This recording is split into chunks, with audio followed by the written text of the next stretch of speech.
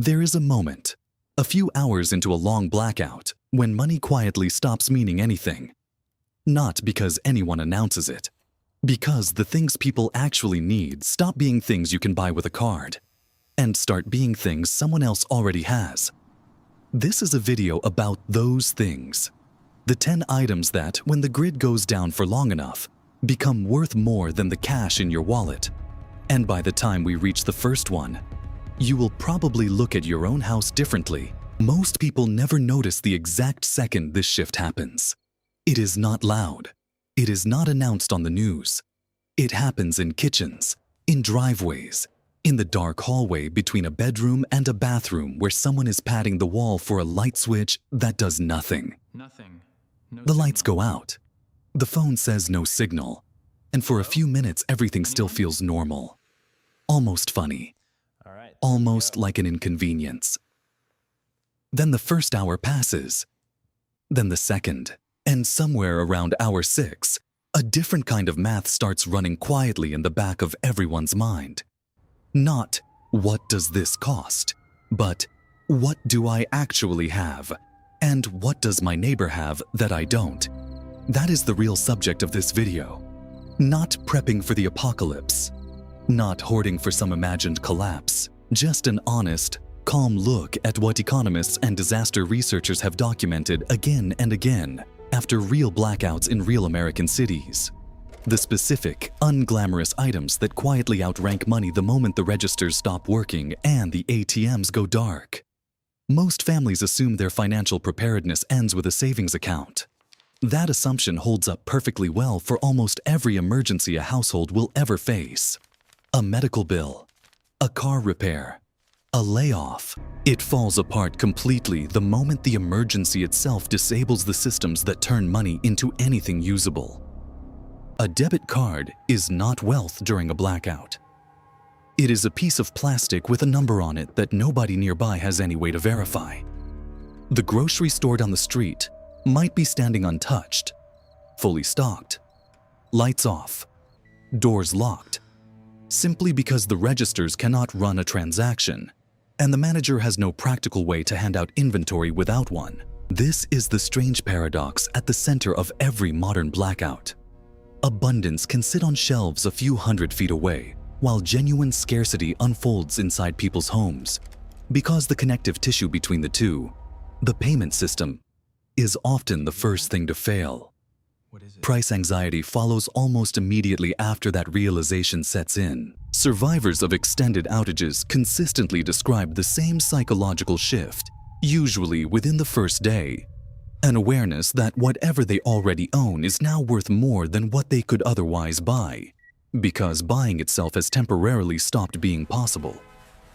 That shift is exactly why panic buying happens so fast once warnings go out before a storm. People are not behaving irrationally when they empty a shelf of water and batteries 48 hours before landfall. They are responding, often correctly, to the same math we are about to walk through together, just compressed into a frantic, last-minute scramble instead of a calm decision made weeks ahead of time.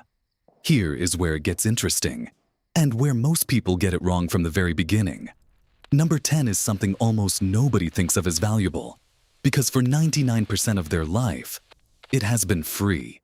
Information. Specifically, a way to receive it without a cellular network or a Wi-Fi router. A battery-powered or hand-crank radio sounds almost old-fashioned, the kind of thing your grandparents kept in a drawer. But when cell towers lose backup power and routers go dark, radio is often the only channel still broadcasting. Because most major stations run on independent generator systems built specifically to stay on air during disasters. And federal broadcast rules require designated emergency alert stations to maintain backup power capable of running for extended periods without commercial electricity. NOAA's own weather radio network is built around that same redundancy, transmitting continuously from towers designed to survive the exact storms that knock out residential power. During extended outages, the person with a working radio is not just informed. They are, briefly, the most trusted person on the block, because they can tell their neighbors when the power might come back, which roads are closed, and where to find help. That is not a small thing. That is leverage. Most people miss this because radios feel like a relic.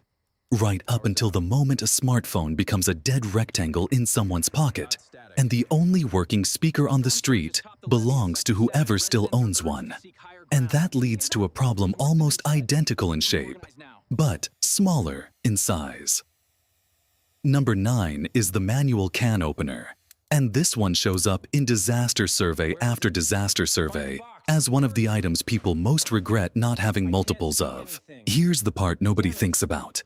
Most modern kitchens have exactly one can opener. It is usually electric or barely functional. And an entire pantry of canned soup, beans, and vegetables becomes a sealed metal wall the moment that one tool breaks or goes missing.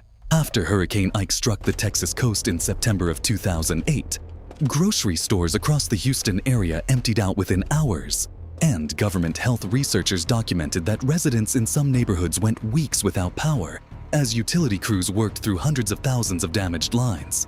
Families with full pantries but no working can opener were, for practical purposes, sitting on food they could not access. A $2 tool became something neighbors quietly asked to borrow, over and over, because it was the one piece of hardware that turned stored food into edible food. This is where beginners make a mistake almost every single time. They calculate preparedness in calories and forget the tools required to actually reach those calories. Number 8 moves from access to surplus. And the distinction matters more than people expect. Stored water, specifically more water than your own household strictly needs, becomes a form of currency almost immediately during an extended outage. Because municipal water systems depend on electric pumps to maintain pressure. The moment that pressure drops, contamination risk rises, and boil water advisories follow close behind. The American Water Works Association has long documented how quickly a loss of pressure can allow soil bacteria and other contaminants to be drawn backward into pipes through tiny cracks and joints that are never a problem when the system is pressurized, which is exactly why a boil water notice often follows an outage, even in neighborhoods that never lost a drop visibly. A household with 40 extra gallons sitting in the garage is not just protected. It is suddenly in a position to help, and help during a crisis is its own kind of wealth. People remember who helped them. They remember it for years. Most families store exactly enough water for themselves and nothing more, which feels responsible until the day a neighbor's pipes fail. And they realize the only thing standing between calm and panic on their street is a few extra containers nobody thought twice about filling. That sounds small. It is not small. It is the difference between a household that is merely surviving and one that has quietly become the most important address on the block. Number 7 is something every single device in a modern home secretly depends on, and almost nobody stockpiles enough of it. Batteries, not the rechargeable kind built into your phone. The disposable, universal AA and ADA cells that fit radios, flashlights, smoke detectors, and the dozens of small electronics most families never think about until they go dark all at once. Here's the part that surprises people. During widespread outages, battery aisles are reported by retailers to be among the very first sections completely emptied, often faster than bottled water, because batteries are cheap, light, and instantly useful for almost everything. A drawer with 2 extra packs feels excessive on a normal Tuesday. During a blackout, that same drawer is arguably more liquid than the cash sitting next to it, because cash cannot power a flashlight, and a battery can be traded, shared, or used immediately with zero negotiation required. This is the part where most people quietly realize they have been thinking about preparedness backward the entire time.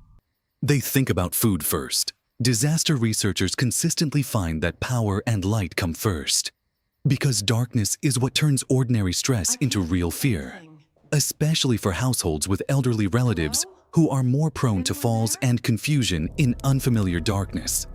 Number 6 is the portable charger, the small power bank most people own but almost never keep fully charged, because it lives in the bottom of a bag, forgotten until a flight or a long day out. During an extended outage, a fully charged power bank is the difference between a phone that can call for help, check on family, or receive emergency alerts, and a phone that becomes a flat piece of glass within hours. And here is the detail almost nobody considers. A charged power bank does not just power your phone. It becomes a tool you can lend 20 minutes at a time to a neighbor checking on an elderly parent, or a parent trying to reach a spouse stuck at work. In the hours after the historic Iberian Peninsula blackout swept across Spain and Portugal in the spring of 2025, leaving tens of millions of people without power for most of a day, journalists on the ground repeatedly described the same scene.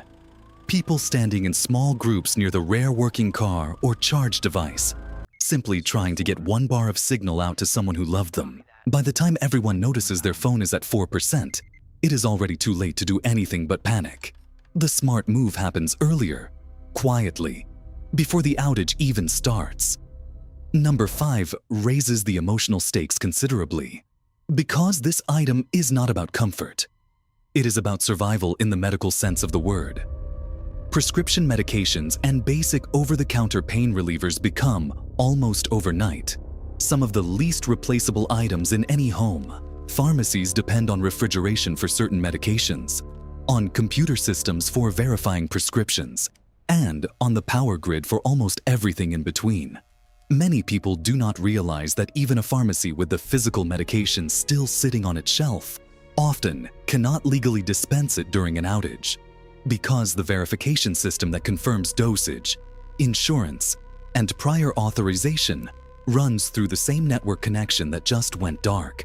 The Food and Drug Administration has long noted that many medications lose effectiveness when exposed to temperature swings outside their intended range, often without any visible change in appearance, meaning a medication can look completely fine and still have lost potency. During an extended outage, someone managing a chronic condition cannot simply wait for the truck to restock the shelves. A small, organized supply, kept slightly ahead of need rather than refilled at the very last moment, quietly becomes worth more than almost anything else in the house, because no amount of money fixes a missed dose when the pharmacy itself has no power and no way to verify your file. This is where the video stops being about comfort and starts being about something closer to control. Because comfort can wait, the body cannot. Number 4 is fuel, in whatever form your household actually uses it. Propane for a camp stove, gasoline for a generator, charcoal for an outdoor grill. After Hurricane Ike, federal disaster researchers documented gas stations across the Houston region sitting closed for nearly a week, simply because the pumps themselves run on electricity.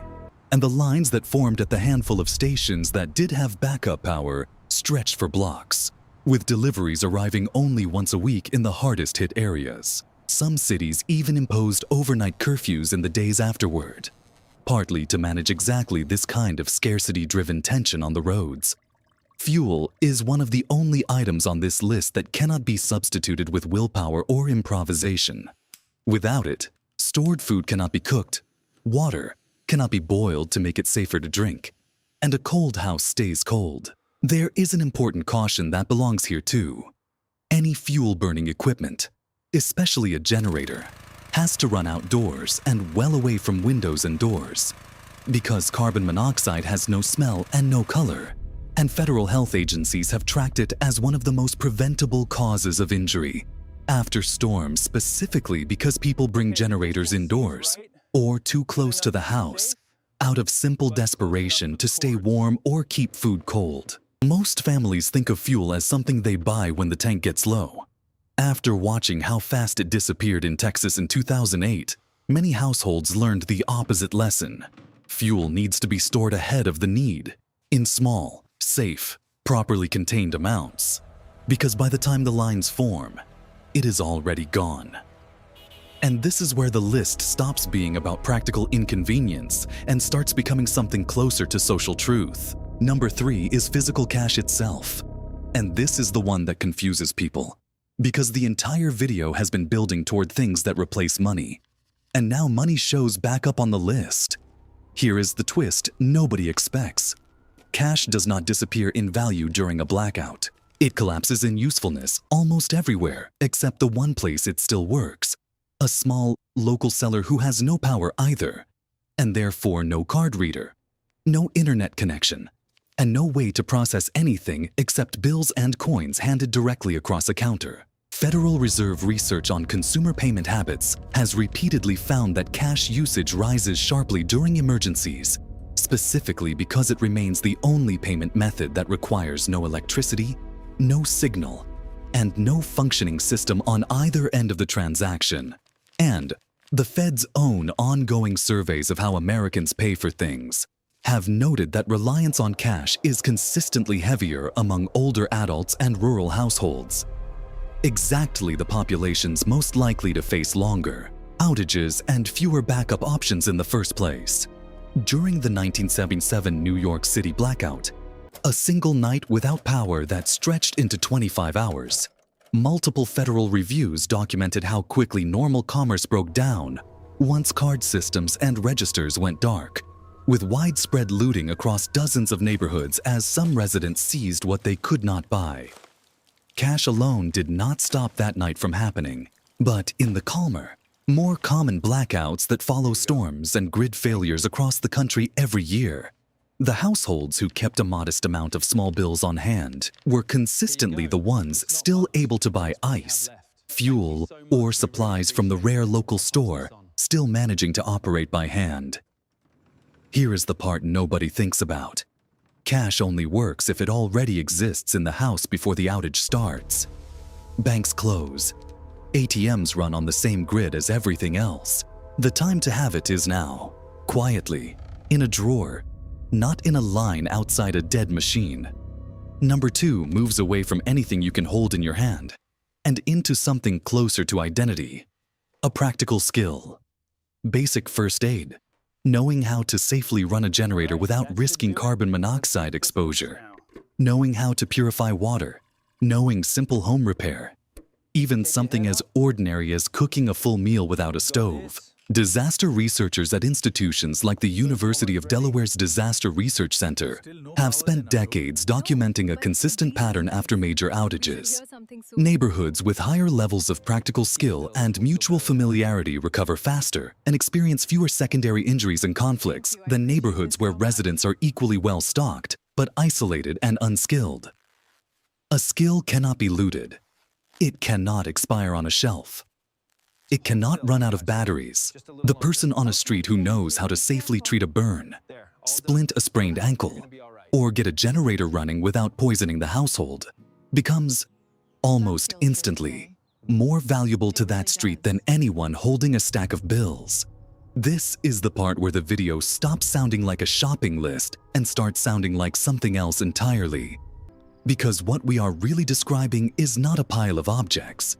It is a hierarchy of trust, and that brings us to number 1, and it is not a physical item at all. The single most valuable thing any household can have when the lights go out and stay out is a pre-existing relationship with the people around them, paired with an actual plan everyone has already agreed to. Not a vague sense of, we'll figure it out. A real conversation, had in advance, about who checks on the elderly neighbor 2 doors down, who has a generator and is willing to run an extension cord across a fence, who has medical training, who has space in their freezer, who has a working radio. Researchers studying the 1977 blackouts chaos and the far calmer 2003 Northeast blackout that followed it almost 4 decades later have pointed to the exact same variable explaining the dramatic difference in outcomes. Neighborhood cohesion. Areas with strong existing relationships among residents experience dramatically less conflict, less property crime, and faster recovery than areas where neighbors were strangers to one another, even when both areas lost power for roughly the same number of hours. Cash could not buy that outcome. Batteries could not produce it. It existed only because people had already decided before the crisis that they were going to take care of each other. There is a quiet irony in all of this. Every item on this list, from the radio to the cash to the fuel, only became valuable because the systems around them failed.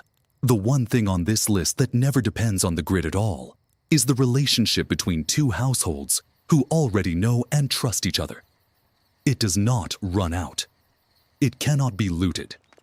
It does not sit unused in a drawer waiting for an emergency to justify its existence. It simply exists quietly in the background of ordinary life until the one night it becomes the most important asset on the entire street. This is not about fear. It is about options. A family that has spent 20 minutes talking through a plan with the people on their street has quietly built something no amount of money can purchase in the moment it is actually needed.